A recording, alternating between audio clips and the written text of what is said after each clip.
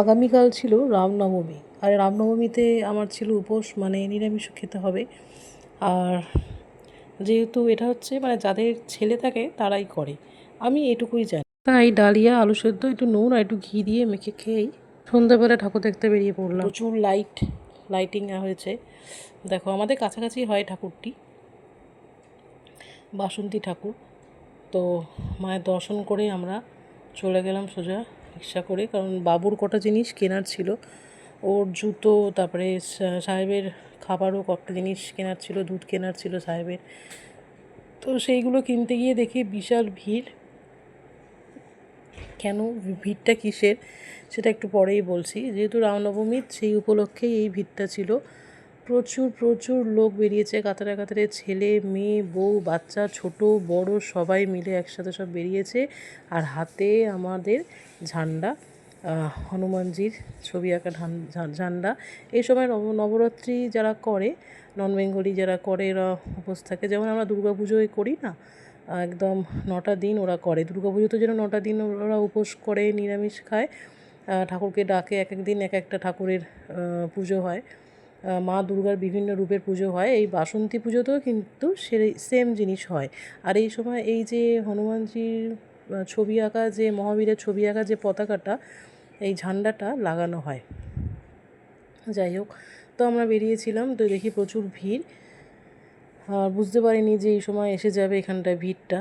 দেখি এখানে প্রচুর ভিড়, গান বাজনা হচ্ছে, যেমন আমাদের পুজোতে বেরোয় প্রত্যেকটা অকেশনে, প্রত্যেকটা রিলিজিয়ান যারা আছে তাদের প্রত্যেকেরই এক একটা অনুষ্ঠানে এক একটা এরকম বেরোয়। তো যাই হোক, আমাদের এখানে মহরমেও যেমন মিছিল বেরোয় এরকম বাজনা করে। আবার দেখো, এখানে জলও খাওয়ানো হচ্ছে, শরবত খাওয়ানো হচ্ছে। এটা কিন্তু খুব ভালো একটা কাজ, যে এই যে জল খাওয়ানো হচ্ছে। আর এখানে টিকাও লাগিয়ে দিচ্ছে কপালে সবার, আমাদেরকেও লাগিয়ে দিয়েছিল। আর আমি কিন্তু রাম ঠাকুরের ভক্ত। যাই হোক, কোনো পার্টি করি না, বাট সাহেব যখন আমার পেটে ছিল তখন আমার খুব কষ্ট হতো শুতে, কিন্তু রাম ঠাকুরের নাম নিতে নিতে কিন্তু সব কষ্ট কোথায় যেন চলে যেত আর আমি ঘুমিয়ে পড়তাম। আমি কিন্তু আমাদের যেরকম ঠাকুরদের শ্রদ্ধা করি, অন্য রিলিজিয়ানের ঠাকুরদেরও কিন্তু শ্রদ্ধা করি। অশ্রদ্ধাটা আমার ডিকশনারিতে নেই। পড়িয়ে দিয়েছে, চলছে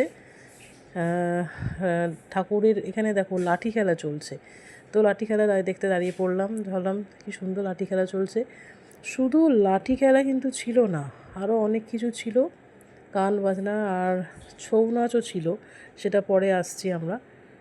তো লাঠি খেলা দেখতে দেখতে একজন এসে দিয়ে গেল শরবতের গ্লাস। তো আমরা একটু শরবত খেয়ে নিলাম, গলাটাকে ভিজিয়ে নিলাম। গরমে মনে বিশ্বাস করো বিশাল শান্তি পাচ্ছিলাম। আর এখানে যে ছৌ নাচ, এই যে ছৌ নাচের যে শিল্পীরা, ওনারা সব দাঁড়িয়ে আছে সেজেগুজে, ছৌ নাচ হচ্ছে। আর তারপরেই ওখান থেকে কোনো রকমের ভিড় ঠেলে আমি চলে এলাম মিষ্টির দোকানে। এখানে একটু ওই জিলিপি খাওয়ার হচ্ছিল ইচ্ছা, কিন্তু গরম জিলিপি তো ভাজা হয়ে গেছে, সেটা আর হবে না। তো একটু মালপোয়াই নিয়ে নিলাম, কারণ নিরামিষ ছাড়া তো আজকে আমি কিছু খেতে পারবো না। আর এখানে সব নিরামিষই হয়, চপ বেগুনি সব কিছু নিরামিষ ভাজা হয়। আর তারপরে চলে এলাম আমরা দেখতে দেখতে। এখানে আর একটা ঠাকুর আছে, চলো তোমাদের নিয়ে যাচ্ছি। এটা বাড়ির পুজো, সেখানে দেখাচ্ছি তোমাদের।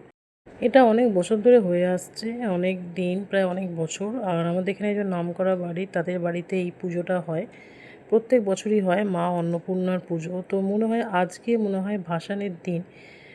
যেহেতু আমরা আগামীকাল গেছিলাম মামার বাড়ি, তো সেই কারণে আসতে পারিনি। আর এই ঠাকুরটা দেখার খুব ইচ্ছে ছিল, প্রত্যেক বছরই আসি, আজকে অনেকটাই দেরি হয়ে গেল। আর মায়ের যাওয়ার মানে বিদায়ের প্রস্তুতি চলছে, বরণ চলছে এখানে। তো ভাবলাম মাকে একটু দর্শন করেই যাই, আবার 1 বছর পর মা আসবেন, মা অন্নপূর্ণা। চলো বন্ধুরা, তাহলে এখানেই রাখছি। সবাই ভালো থাকবেন, সুস্থ থাকবেন।